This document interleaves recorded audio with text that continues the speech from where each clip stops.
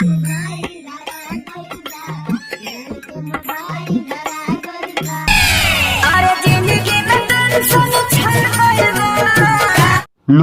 ये देखो, ये सब देखने के बाद हमको लगा कि सावने मेरे ले गए।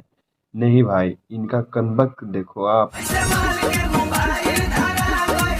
देखो भैया, खेसारी लाल भैया दो तीन चीजों में ही फेमस हैं, और पहला इनका कॉमेडी वीडियो तो सही है। उससे ज्यादा मजा तब आएगा तब इसके गाने का स्टोरी आप सुनिएगा।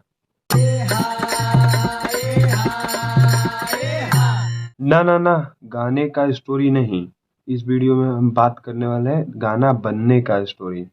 जो भाई आप लोग कह रहे हैं ये गाना चोरी का है, गाने को विरोध करने वाला कोई है ही नहीं। ससुर विरोध कौन करे।